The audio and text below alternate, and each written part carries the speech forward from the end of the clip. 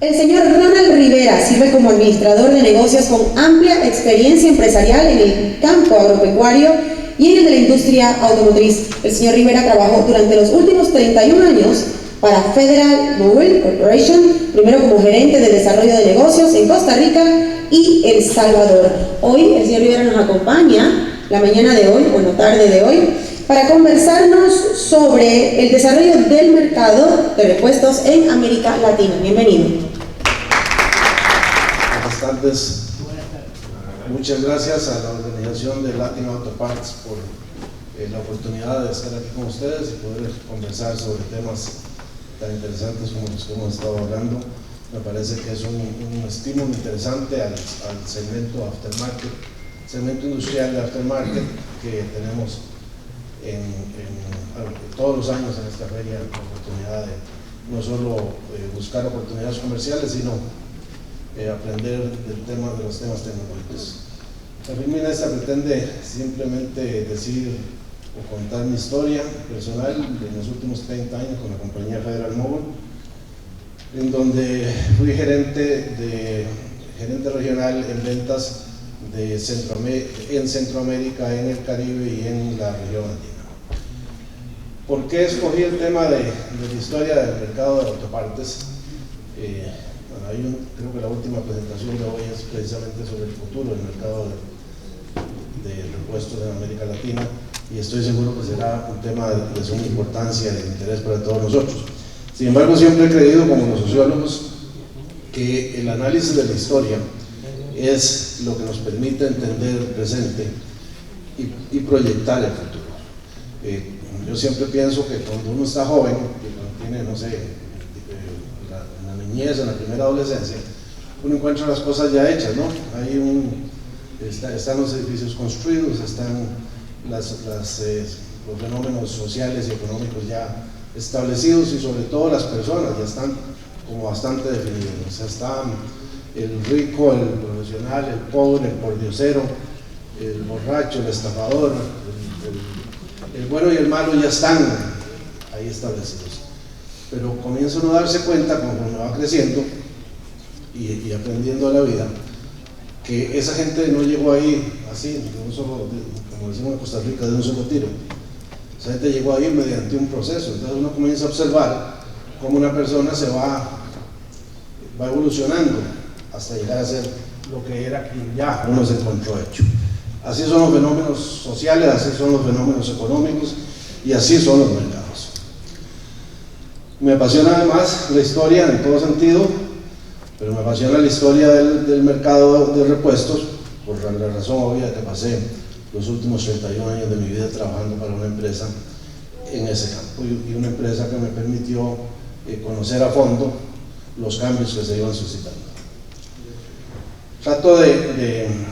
Trataré de explicar más o menos los pasos y los procesos que nos llevan desde el año 1900 hasta el presente, en un gráfico en donde obviamente no puede explicarse un fenómeno tan complejo como el que hemos vivido a través de estos 100 años, de estos 100 o más años de historia de la industria automotriz. Porque todos sabemos, quizá deberíamos partir del principio del repuesto original. El repuesto original no deja de ser un mito, como todos sabemos.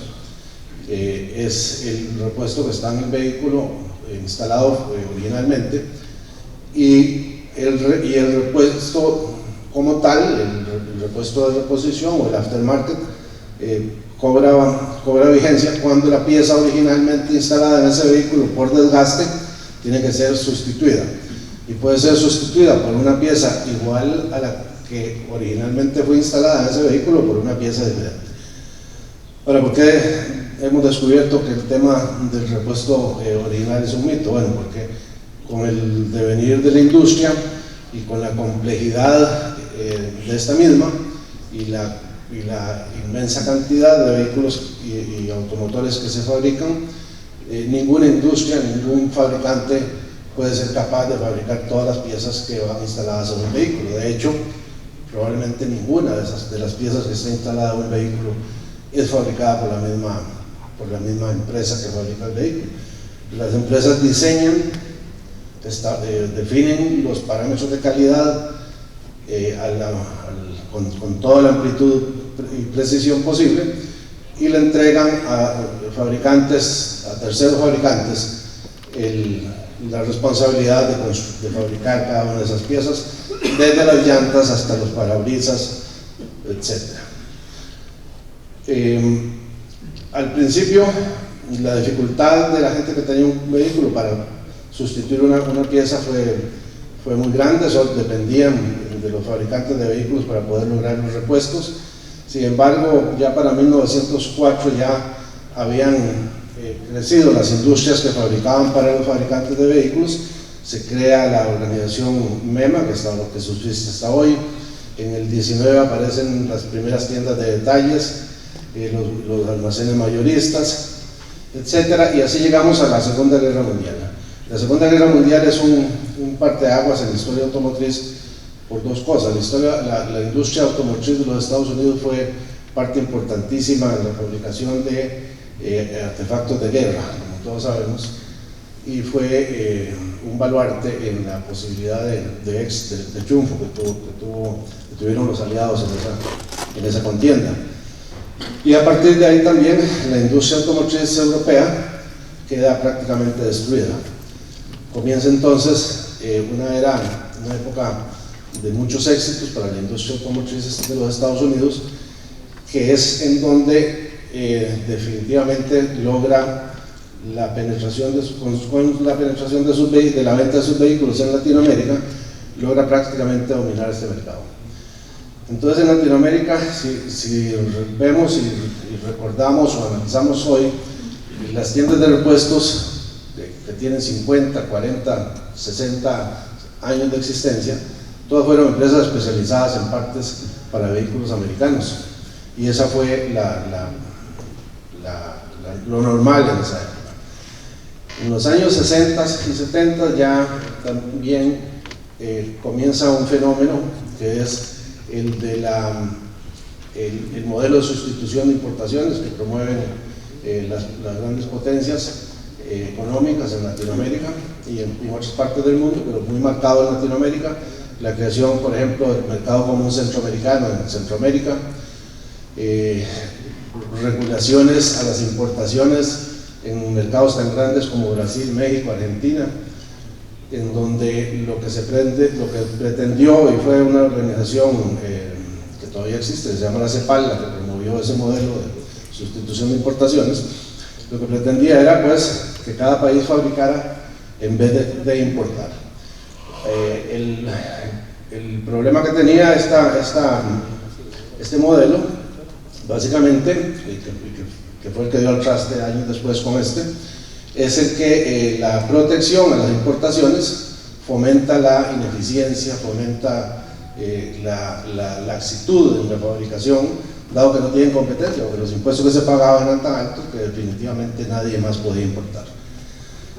Eso da también nacimiento a marcas, porque la sustitución de importación no se da con fábricas locales, se da con empresas extranjeras en su gran mayoría. Por ejemplo, en Centroamérica nadie podía importar una llanta que no fuera Firestone. En México nadie podía tener una bujía que no fuera Champion, por ejemplo, porque eran las únicas fábricas que estaban ahí, y si acaso, si había competencia, tal vez eran dos fábricas por mercado. Entonces eso da obviamente un posicionamiento a esas marcas, tanto en cualquiera de las industrias, pues, pero en la industria automotriz, tanto en el mercado común centroamericano como en los mercados protegidos como México, Brasil y Argentina. Esa protección define y marca también el futuro del aftermarket en cada uno de estos países o de estos mercados. Comienzan a nacer luego fábricas de capital nacional en todos estos países. Vemos hoy, por ejemplo, como en Brasil tenemos Frasli, Pevisa en Perú, Colvestos en Colombia, Fritec y Goner en México, y muchas otras más que compiten de tú a tú con las fábricas que desde esa época y posteriormente se han ido instalando en estos países por parte de transnacionales. Una breve referencia al ejemplo de México. Los datos están sacados de estadísticas que no son muy actuales, pero nos deja ver la importancia que cobró la industria automotriz en México, la posición que ocupa esta industria hoy dentro de la economía del país, la cantidad y la posición que ocupa el país dentro de la producción mundial de automóviles. Parte interesante para efectos de analizar el mercado aftermarket en Latinoamérica es el tema de que señalo en amarillo al final, en donde dice que 15 de cada 100 vehículos producidos en México son vendidos en Latinoamérica. Eso definitivamente marca el tema de la población vehicular en cada uno de estos países, en donde México comienza a ser parte importante del mercado automotriz latinoamericano, indistintamente de la marca con la que se venda el vehículo en Latinoamérica, pero sí un vehículo que probablemente no es fabricado ni en Japón, ni en Estados Unidos, ni en Europa, y que tiene características muy propias para el mercado mexicano.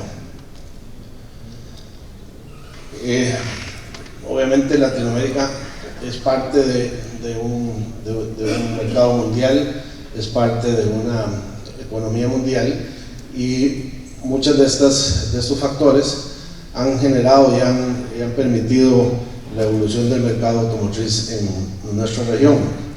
Obviamente grandes cambios económicos que nos han afectado.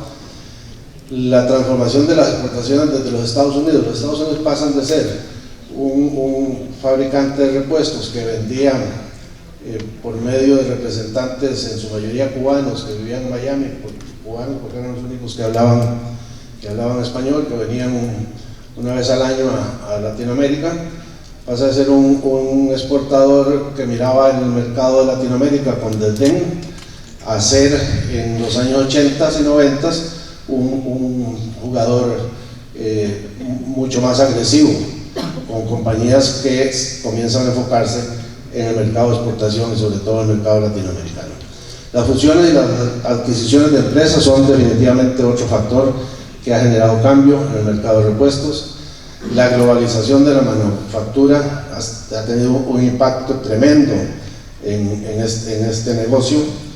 La consolidación de empresas dentro de la región, factores demográficos con los que no estábamos acostumbrados a lidiar, la aparición de marcas privadas como consecuencia sobre todo de la globalización, y los factores tecnológicos que nos afectan y que nos impactan hoy en día.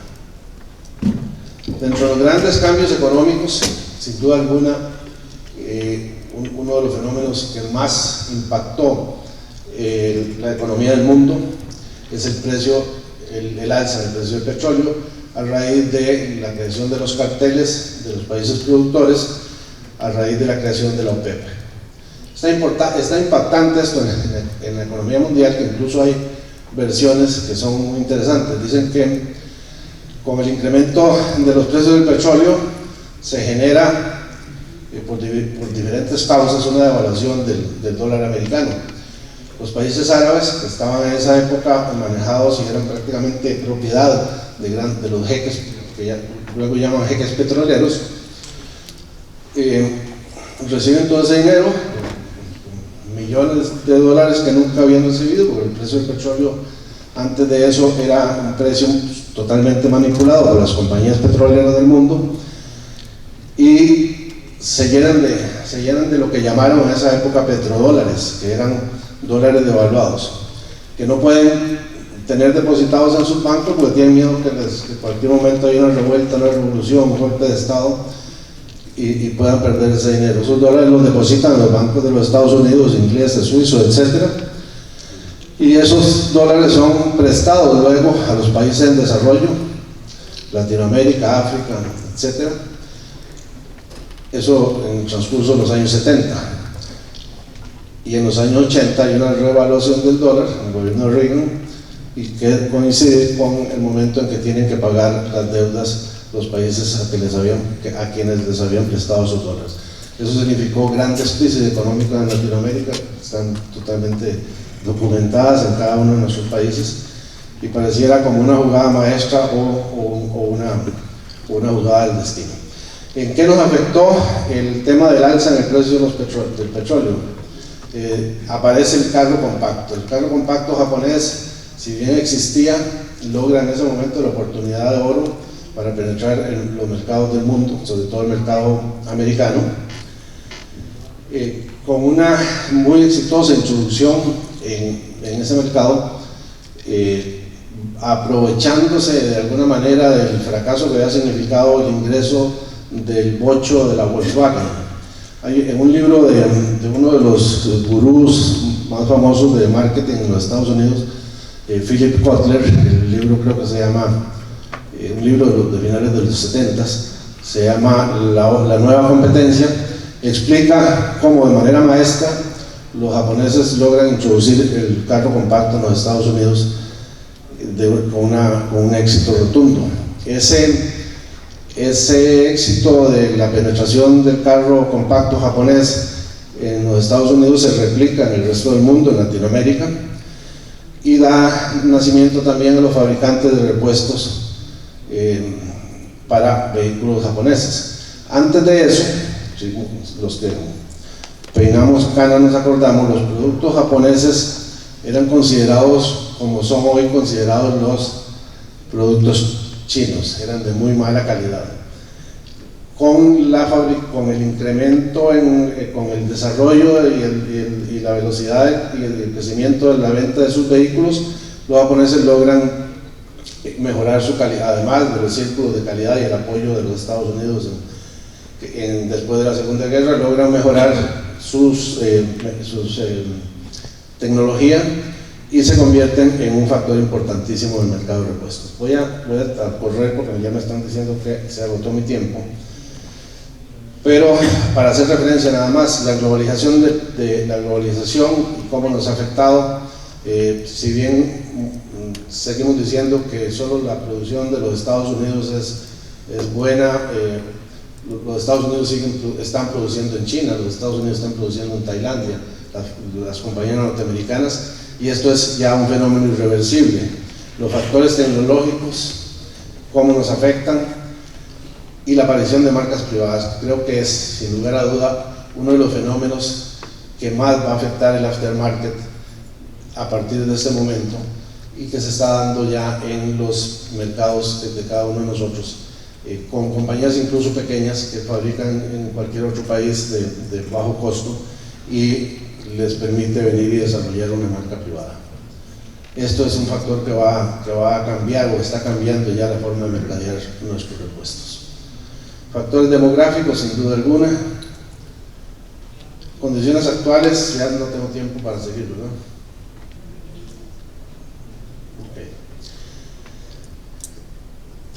Nos enfrentamos hoy, y es un hecho irreversible, a un consumidor con un mayor conocimiento en todos los aspectos, no solo un conocimiento técnico de las partes, sino conocimiento sobre la información, acceso a la información, sobre precios, sobre disponibilidad, sobre referencias, sobre la calidad del producto, etcétera, etcétera.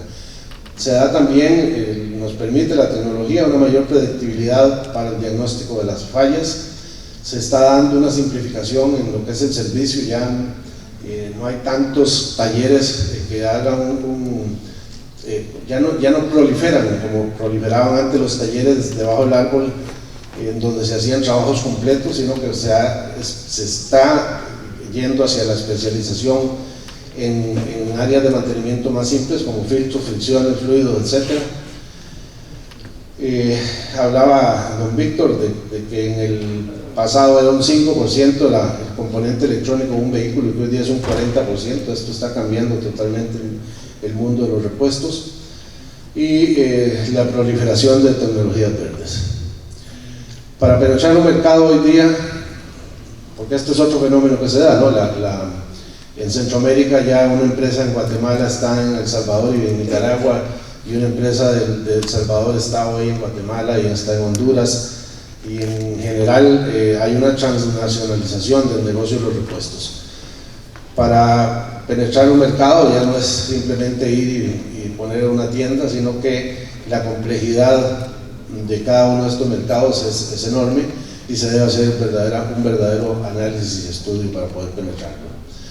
El crecimiento de la población vehicular es agresivo también y cambia obviamente constantemente de año a año.